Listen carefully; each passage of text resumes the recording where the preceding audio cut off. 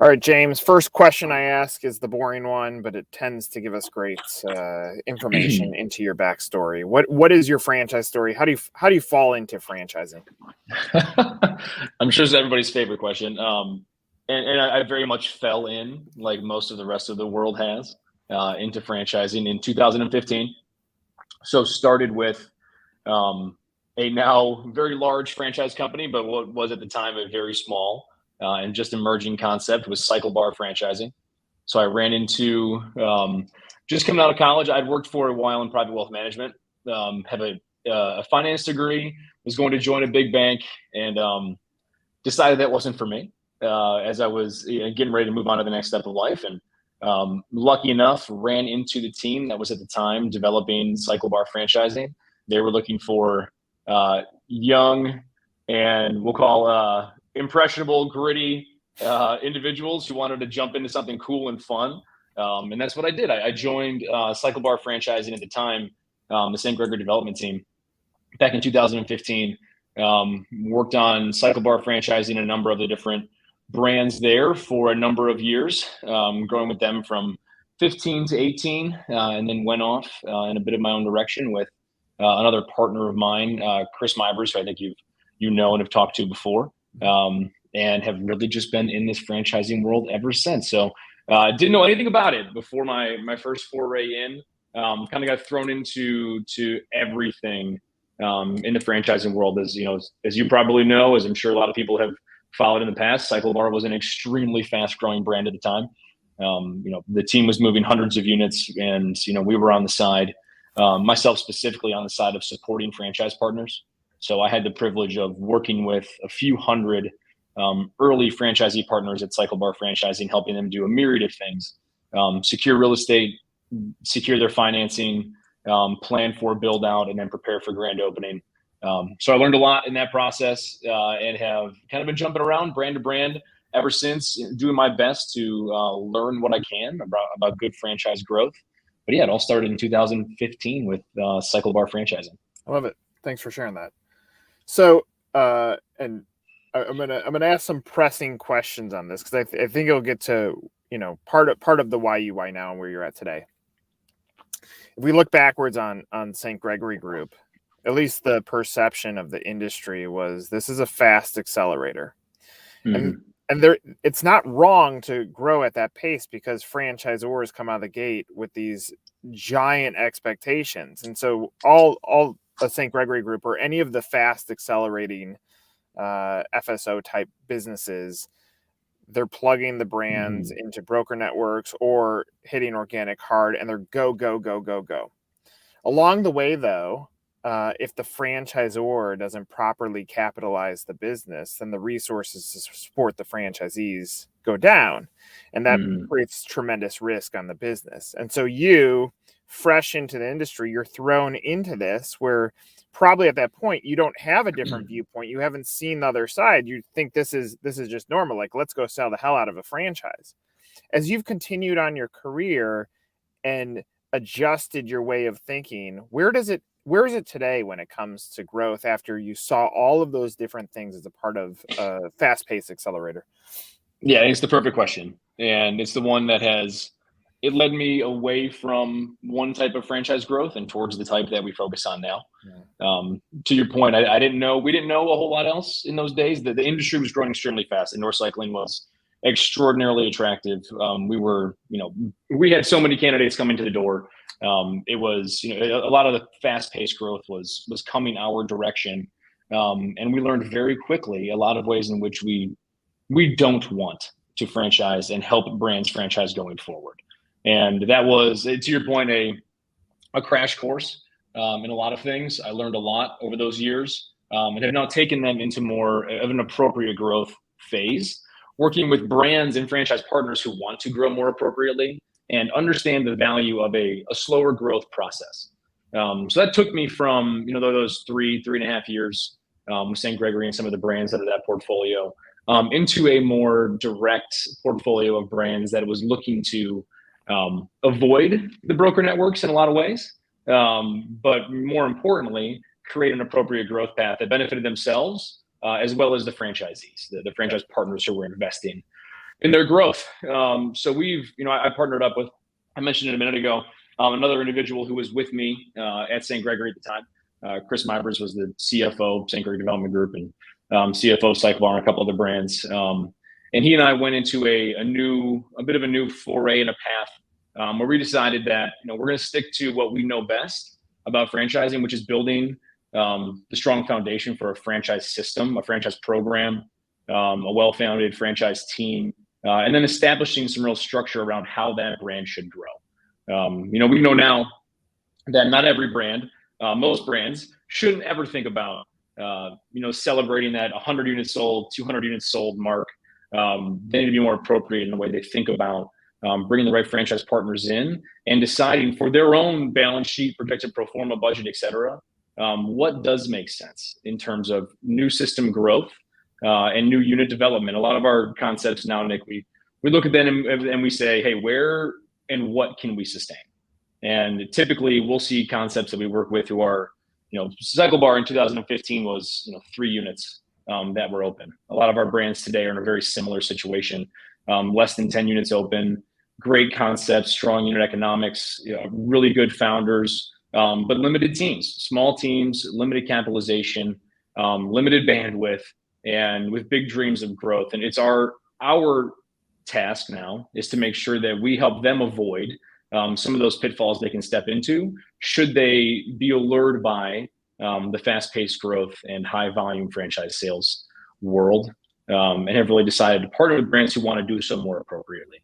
And we start from the very beginning, which is strong foundation, strong pathway and plan around economics, and then a strategic pathway towards, hey, if one of our brands in the next couple of years, we sell 10 units a year, and we're opening, over the next 5 years, 30 units. A lot of times that's an appropriate growth pace, which allows the franchisor to be able to have plenty of benefit on their end, but also the franchisee to maximize what is coming to them in an emerging system. And that's to the point, I think we learned a lot about what we don't want to do in franchising in 2015, 16, 17.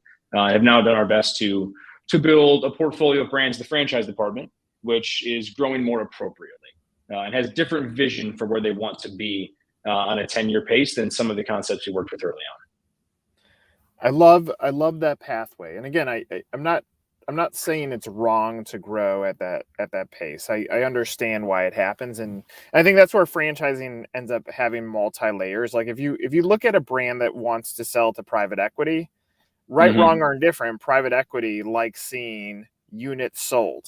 Like that's part of how they value the business. So if I'm going to exit this in 3 years, I'm going to turn on an accelerator. I don't care whether those franchisees are successful or not. I'm just going to hit these numbers. I'm going to exit the business. And there, with 4,000 franchisors, there are plenty that have that viewpoint. But if you zoom out, and you say, how can we build a sustainable business? What you just said is, let's establish a foundation. Let's make sure the founder is a core founder, can actually have impact founder. And then you start growing. And the reality is I can show you a math pathway to 100 units where you have 1 this year, next year you have 2, the year after you have 4, the year after you have 8, the year after you have 16, then you have 32 sold, and then you have 64 sold. And so over the course of a 6-year period, you can go from 1 to 100, and your franchisees are continuing to validate because you continue to deploy the resources back to the system. Again, like I think that the challenge is if a franchisor is properly capitalized and can totally support that level of growth, great.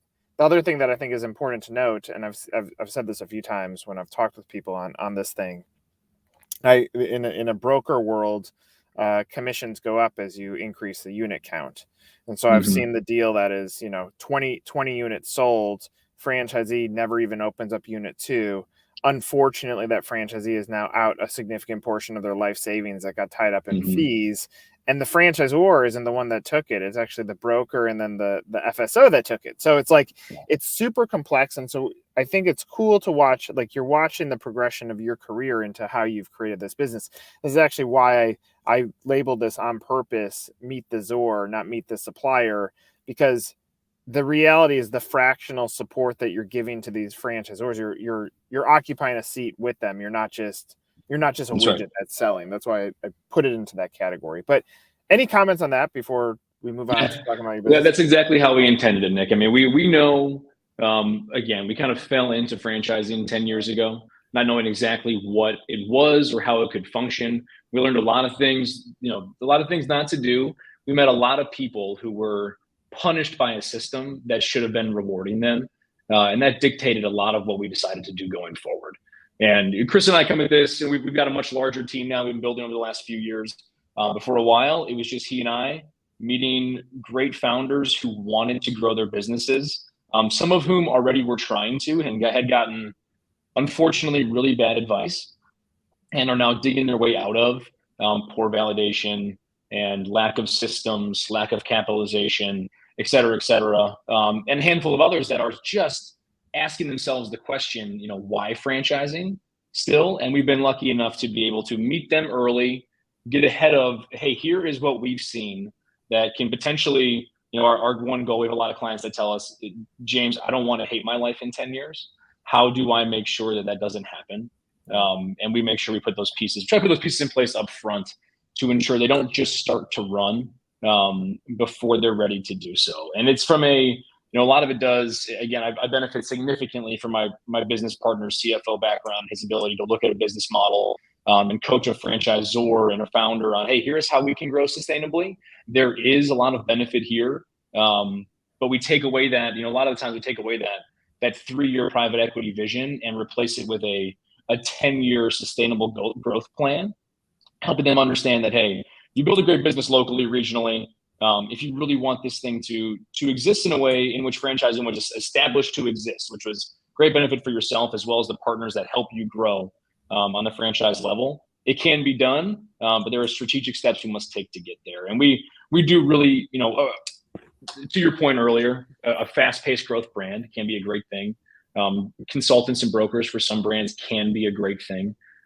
They are unfortunately, they tend to be quite a detriment to the brands that we work with, simply from a cash flow perspective. We look at it and we look at the numbers very clearly and understand that this founder, this team, these franchisees, if they want to benefit from the growth of the system, we cannot grow with 60-70% of our commissions being essentially withdrawn from the account before they ever hit anybody's balance sheet and have ability to benefit a system. At the same time, we really shy away from multi-unit deals. We like to work with franchise candidates early on, and it's something we talked to a lot of founders about, on a steady growth pace. I would rather have a franchise partner. We're talking to a partner right now with one of our best clients who has intentions of taking down an entire marketplace. She capitalized to do so, has the experience to do so. We would much rather start and say, hey, let's do this together once, and let's have a plan to grow together so that you're not overextended on unit number one, and neither are we. We know where we are. We know how to grow together. And yes, you may want to have 10 units one day. We'd rather start with one today and be able to grow from there. A lot of the reason that the brands can do that is because they've set up their team and their business model in a way they can afford not to bring in as much on the front end. So that's, to your point, very much how and why we focus that way.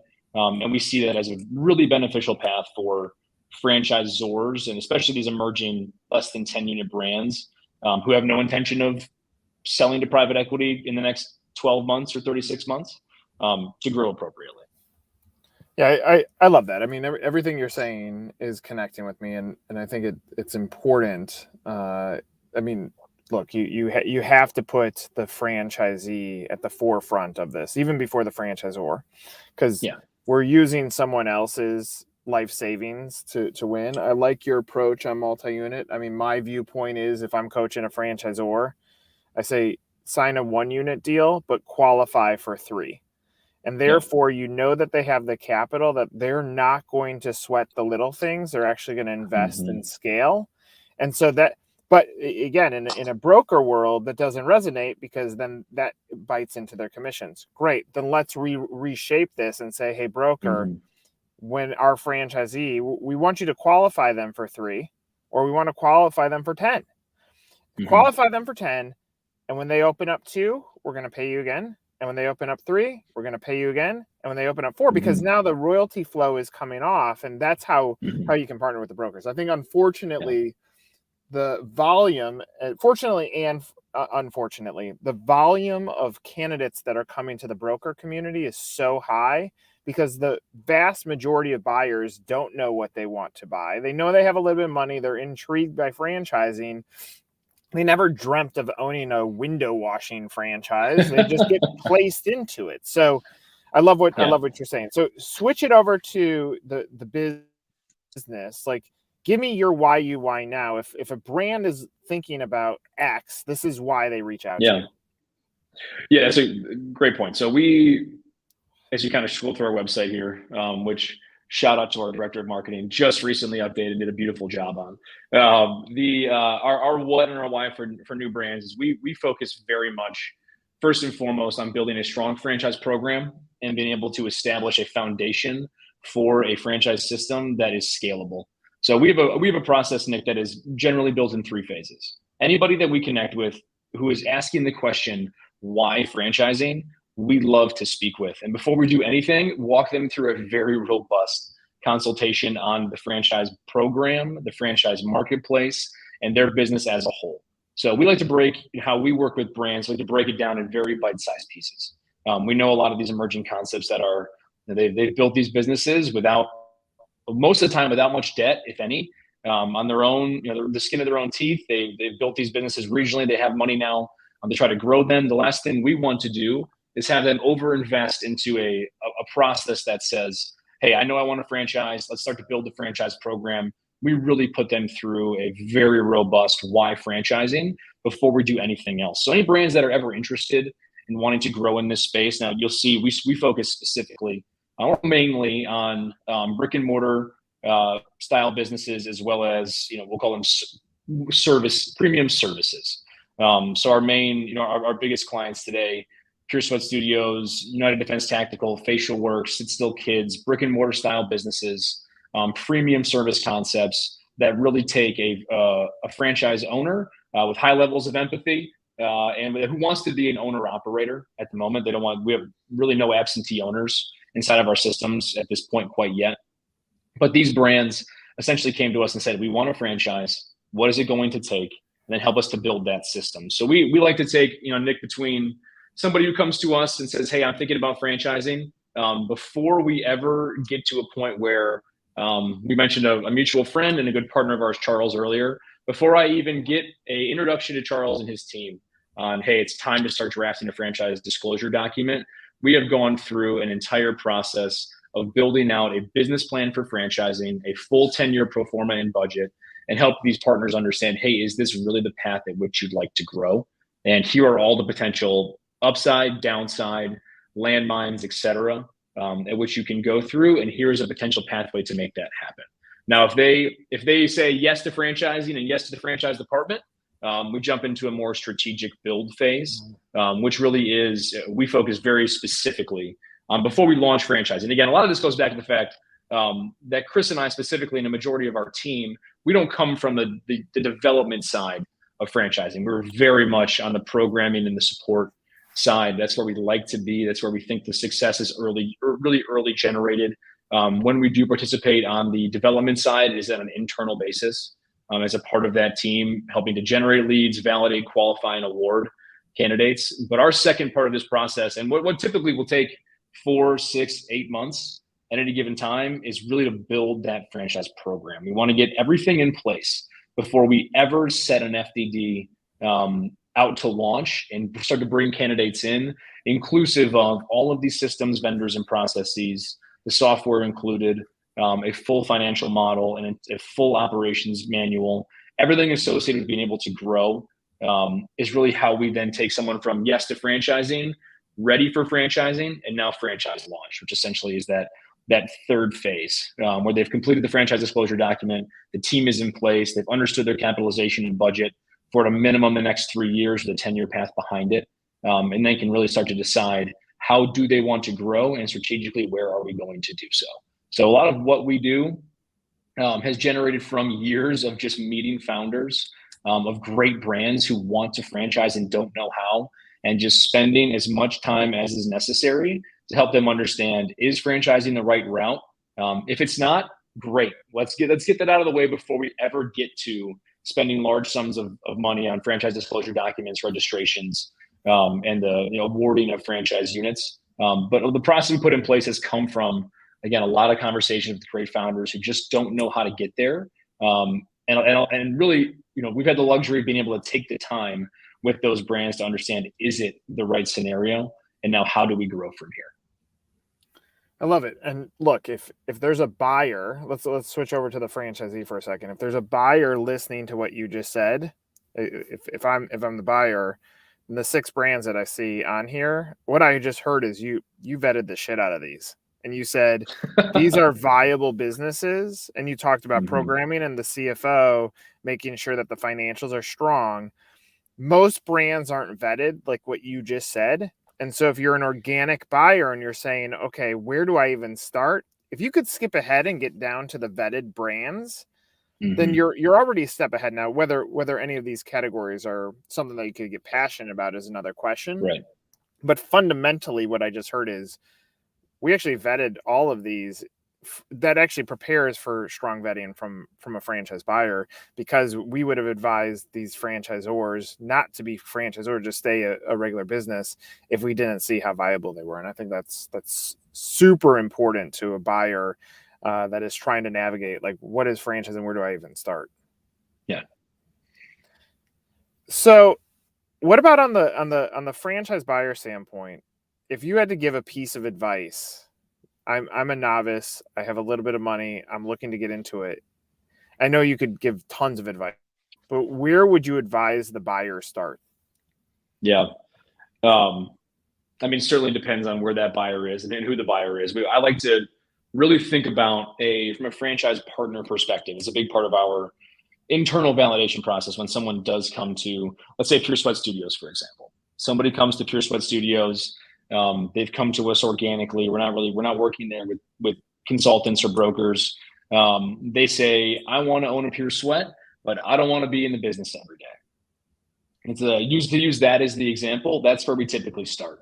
Is we really want to understand, what is the purpose of this candidate, this potential franchise partner, and how do they fit within these businesses? My number one advice to everybody we talk to on that front is really understand what the day-to-day of this business is asking for from you, and ensure that you know the responsibility matrix between you and the franchise partner.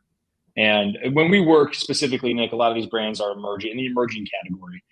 We don't have an Orange Theory Fitness on our portfolio, right? We don't have a 2,000 unit brand with hundreds of team members and perfectly set software systems that are going to essentially automate everything a franchise partner has to do. We lean very heavily on the strengths of our franchise partners to help not only in their local communities, but in the franchise system as a whole. And it's ensuring, is that what you want as a franchise partner? Do you want to help to continue to strengthen this franchise system? And do you want to be inside of your unit and facing your unit, not necessarily the manager? Again, a lot of these being, there is a component of management and people services needed in most of our brands, in most brands in general. Not necessarily the manager, but a presence in your studio, in your store, in your facility, in your training center. Is that what you want? And if it is, great. Look at a brand like this, understand that there's going to be a period of time where if you have a full-time job, you've just brought another one on. And that is going to be your life for a period of time as you transition from one thing to the next. But it really is understanding, what do you want out of the business itself? You talked about passion a moment ago. The brands you see here, the brands in general that everybody's looking at in franchising, they want to be passionate about what the service that is being provided. We always talk very specifically about, be passionate about what the founding team has built in terms of culture and consumer service. If you are passionate about what we are delivering, whether it be training in United Defense Tactical, a hydrofacial at Facial Works, or a sauna and a contrast therapy treatment at Pure Sweat, be conscious and cognizant of what that founder has built in terms of their consumer experience, and make sure you resonate with it. That is going to be what you're working through the entire time. Regardless, again, it could be home stretch, which is preparing homes for higher value resale. It could be anything of the sort, but ensure you are binded to what the company's real culture and purpose is, and that you can live and grow with that for at a minimum of 10-year period. I think people can get passionate and fall in and out of love with certain types of services, but really understanding, hey, what does this take as an owner? What is this going to take from me? What is the franchisor going to bring to me? And do I love the way they operate? That means a lot in terms of how we talk to candidates. And for us, again, a lot of it is, we'll say emerging brand category, especially. Somebody comes to us and says, hey, this is an investment tool for me. I'm already invested in 10 different franchise concepts. I want to get into this one. It's early. I think that's a cool thing. I can get a lot out of that. I'm going to have my management team come in and run a lot of this. For us, that would raise a red flag that we'd make sure we speak to the candidate about. Is that, hey, listen, we are not at this moment ready or really looking for absentee, semi-absentee owners who want to come in and be an investment tool. These brands, especially as they're young, they still take a lot of grit to be able to run and grow. And just be sure, again, this is an investment for those people. It's an investment tool. It should benefit everybody. It should be, the brands that we work with have strong economics. It's easy to see in the item 19s that they're profitable and that they're like, and end of the day, we're increasing net worth, value, et cetera, for our franchise partners. But what we make sure they don't miss is, what does that mean on a day-to-day basis? What does that mean? Do I need to spend 5 hours on this? Do I agree with the way that we speak to our customers? Do I agree with the way that we sell and talk about our services?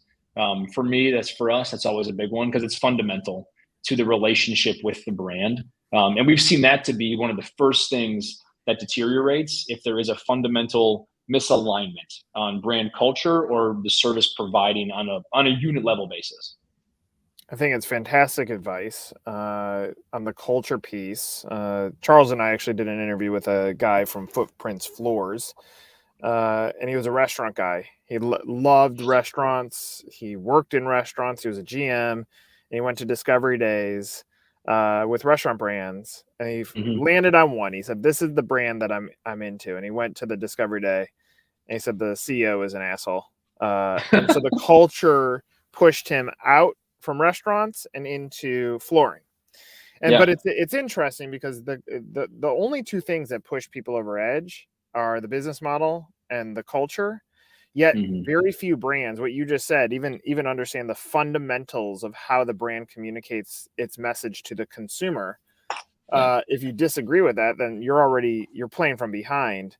Most brands don't start with that position on their website. It just says franchise or franchise in a category that's unknown or wide open, whatever. Emerging, and the market is booming, and we talk a lot about item. We're numbers based guys, and they talk a lot about item 7, a lot about item 19.